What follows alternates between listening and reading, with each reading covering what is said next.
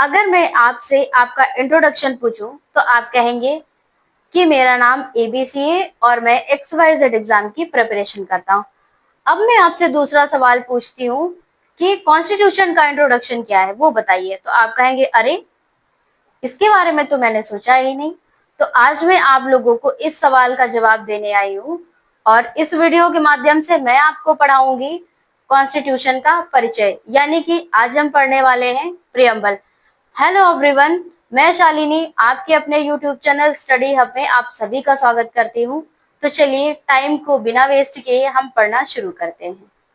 तो आज हम यहाँ पे सबसे पहले उन 5 पॉइंट्स को समझ लेते हैं जो संविधान सभा में मौजूद लोगों ने संविधान के परिचय पत्र यानी कि प्रियम्बल को अलग अलग तरह के उपनाम दिए, और वह उपनाम क्यों दिए, क्या अपने मन में विचार करके दिए, वह समझना हमारा मुद्दा नहीं है, यानी कि वो हमारे एग्जाम पॉइंट ऑफ व्यू से इम्पोर्टेंट नहीं है, तो हम उसको नहीं समझेंगे। लेकिन ये फैक्ट के रूप में जो अक्सर सवालों में पूछा जाता रहा है, आपके PYQ में देखा जाता रहा है, तो हम उसको समझेंगे। ओके, तो चलिए संविधान का परिचय पत्र। संविधान का जो परिचय पत्र, जैसा कि अभी अभी मैंने आप लोगों को बताया कि मैं आज आप लोगों को पढ़ाऊंगी संविधान का परिचय पत्र यानी प्रियम्बल। तो प्रियम्बल को नाना पालकीवाला जी जो है वो परिचय पत्र बताते हैं उसका, कि ये जो है वो संविधान का परिचय पत्र है। क्या? प्रियम्बल। प्रियम्बल जो है वो संविधान का परिचय पत्र है। वहीं दूसरी जगह प्रस्तावना संविधान की कुंजी है। कुंजी बताते हैं, कौन बताते हैं? गजेंद्र गवड़कर जी जो कहते हैं वो कहते हैं कि प्रस्तावना संविधान की कुंजी है।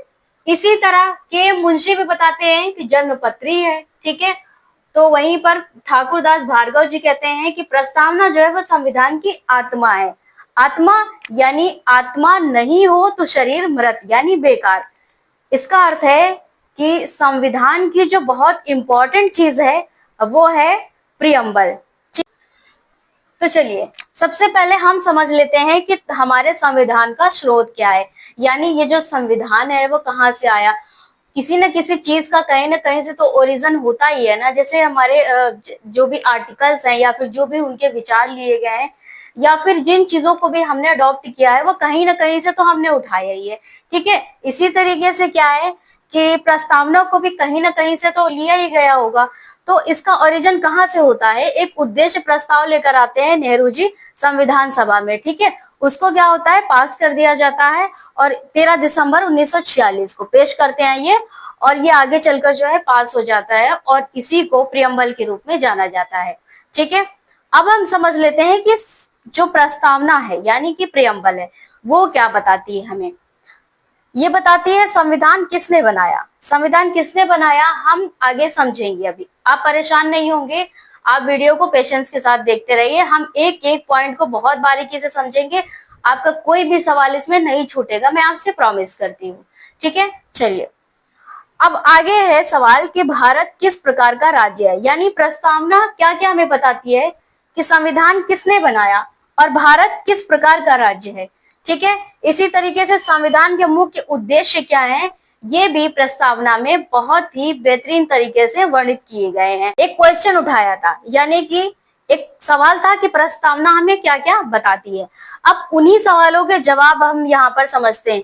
प्रस्तावना क्या बताती है कि संविधान किसने बनाया। ठीक है, तो संविधान भारत के लोगों ने मिलकर बनाया, यानी कि जब संविधान सभा का चुनाव होता है, ठीक है, तो संविधान सभा के जो चुनाव में जो लोग चुने गए उसको तो भारतीय लोगों ने ही चुने थे ना। तो इस तरीके से अब मान लीजिए जिसको आज हम चुनकर भेज रहे हैं वो अगर हमारे लिए लॉ बना रहा है तो हम ये एग्रीमेंट दे रहे हैं ना कि भाई आप जाइए और आप हमारे बिहाफ पे पूरे इंडिया के लिए या फिर इंडिया के किसी क्षेत्र विशेष के लिए आप लॉ बना सकते हैं। हमने आपको अथॉरिटी दे दी है। जैसे हमारे CM हो गए और हमारे प्राइम मिनिस्टर जी हो गए, ये अपने अपने क्षेत्रों में कुछ ना कुछ लॉ बनाते हैं ना, तो इसी तरीके से हमने उनको अथॉरिटी दे रखी है। इसी तरीके से यहाँ पर भी भारत के लोगों ने यानी भारत की जनता ने इनको अथॉरिटी दी थी कि आप जाइए और हमारे लिए एक संविधान का निर्माण कीजिए। इसलिए हम इसको कह सकते हैं कि जो संविधान है वो हमने और आपने, हम सब ने मिलकर बनाया है। ठीक है, इसलिए इसकी शक्ति का जो स्रोत है, सोर्स ऑफ पावर जो है वो भी संविधान में जो है भारत की जनता से आता है। ठीक है, अब बात करते हैं हम संविधान किस प्रकार अब हम बात करते हैं कि भारत किस प्रकार का राज्य है। ठीक है, जैसा हमने यहाँ पर एक सवाल देखा था, भारत किस प्रकार का राज्य है, तो भारत कैसा राज्य है? संपूर्ण प्रभुत्व संपन्न समाजवादी पंथ निरपेक्ष लोकतांत्रिक गणराज्य है। अभी हो सकता है इन सभी शब्दों के मतलब आपको नहीं समझ आ रहे हो, लेकिन आगे चलकर मैं आपको इन सभी शब्दों को तोड़कर बताऊंगी और इनके अर्थ को बहुत स्पष्ट तरीके से आपको समझाऊंगी, ताकि कोई भी डाउट आपके दिमाग में ना रहे। तो चलिए हम अगला पॉइंट पढ़ते हैं। इन शब्दों की हम व्याख्या यहाँ पर समझते हैं। संपूर्ण प्रभुत्व संपन्न का क्या अर्थ है? इसका अर्थ है कि भारत किसी भी दूसरे देश के नियंत्रण में नहीं है, यानी कि हम अपने डिसीजन को करने के लिए पूरी तरीके से स्वतंत्र हैं, आजाद हैं। हमारे देश में मान लीजिए कल को चुनाव होता है, ठीक है, अगर कोई बाहरी देश कहता है कि आप अपने देश के चुनाव इस तरीके से, अब जैसे मान लीजिए कोई बाहरी देश कहता है कि आप अपने देश के चुनाव 18 साल के युवाओं से क्यों करवाते हैं, सिर्फ आप उसमें 15 साल के लोगों को क्यों नहीं ऐड करते हैं, तो हम कहेंगे नहीं, ये हमारा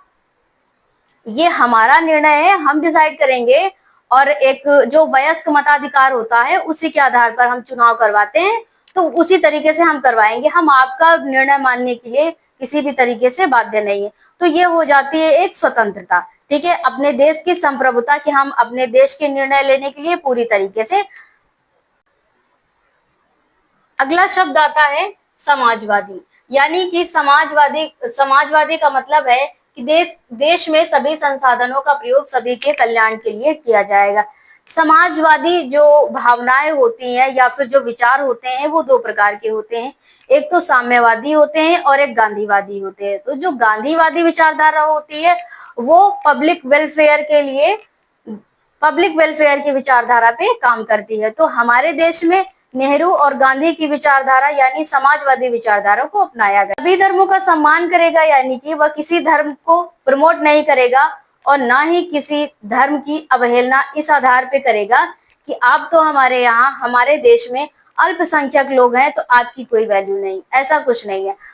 हमारा देश जो है वह अपने आप में पंथ निरपेक्ष है, यानी देश का कोई भी धर्म नहीं है, लेकिन इंडिविजुअल लेवल पर जाते हैं, जैसे आप और मैं, हो सकता है कोई हिंदू हो, कोई मुस्लिम हो, कोई सिख हो, कोई ईसाई हो, तो अपने रिलीजियस की प्रैक्टिस करने के लिए वो पूरी तरीके से आजाद है, लेकिन उसका हम देश पर कोई भी प्रभाव नहीं देखते हैं। जब जनता अपनी सरकार को अपने मतदान के माध्यम से चुनती है तो ऐसी प्रक्रिया को हम लोकतंत्रात्मक प्रक्रिया कहते हैं। ठीक है, आगे हम समझते हैं देश का सर्वोच्च पद यानी कि राष्ट्रपति का पद। जो राष्ट्रपति का पद है वह वंशानुगत नहीं होगा बल्कि लोगों द्वारा ही चुना जाएगा, यानी कि अब क्योंकि हमारे देश में बहुत अधिक मात्रा में पॉपुलेशन है तो डायरेक्ट चुनाव करा पाना पॉसिबल नहीं है, तो हम अपने प्रतिनिधि चुनकर भेजते हैं, फिर वह आगे चल करके राष्ट्रपति का चुनाव करते हैं। प्रस्तावना के मुख्य उद्देश्य, यानी कि प्रस्तावना के मुख्य उद्देश्य क्या है? जैसे आपके जीवन में उद्देश्य होता है ना कि आप गवर्नमेंट एग्जाम की तैयारी कर रहे हैं, आपको एक पर्टिकुलर पोस्ट लेनी है, आपको सोसाइटी में अपना स्टेटस हाई करना है, इसी तरीके से प्रस्तावना के भी कुछ उद्देश्य हैं जिसको उन्हें पूरे करने ही करने हैं। ठीक है, हम देखते हैं उद्देश्य: स्वतंत्रता, बंधुता, न्याय और समानता।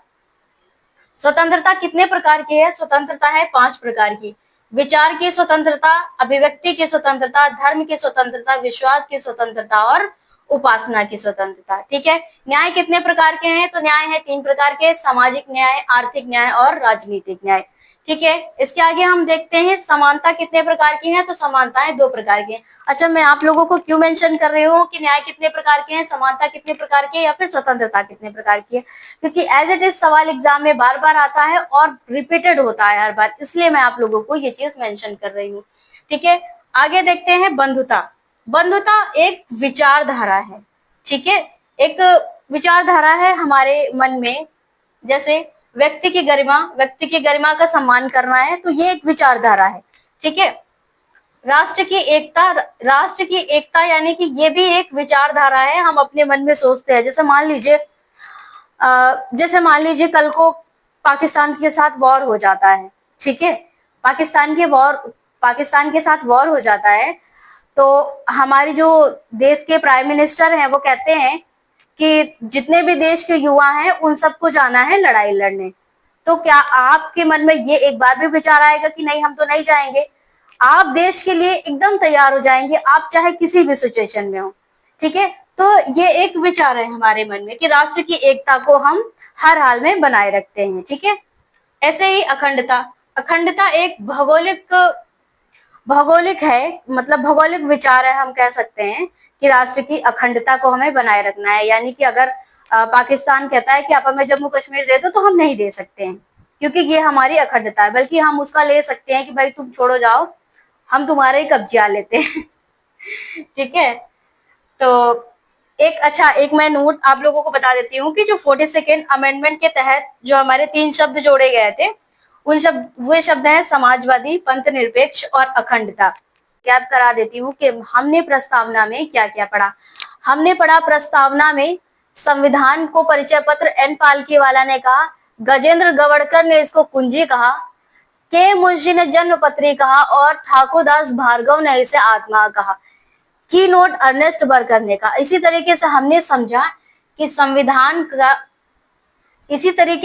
समझा कि प्रस्तावना का स्रोत क्या है, प्रस्तावना में क्या बताती है, और इसके साथ ही हमने समझा कि प्रस्तावना किसने बनाया, ठीक है। हमने इनके शब्दों को समझा, जिन शब्दों में भारत को डिस्क्राइब किया गया, हमने उन शब्दों के अर्थों को समझा, और हमने समझा कि प्रस्तावना के मुख्य उद्देश्य क्या क्या है।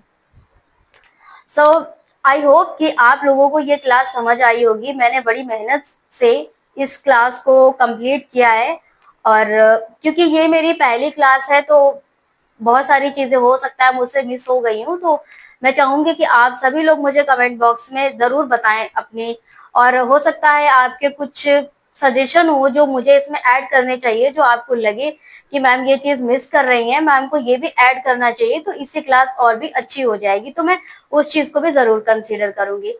तो आप लोग बने रहिए हमारे क्लास के साथ, और वीडियो को लाइक करना ना भूलें, चैनल को भी सब्सक्राइब कर लीजिए, ताकि जब भी कोई नई क्लास आएगी तो नोटिफिकेशन आप तक सबसे पहले पहुंच जाएगी। मिलते हैं हम अगली क्लास में, तब तक के लिए पढ़ते रहिए। Thank you very much.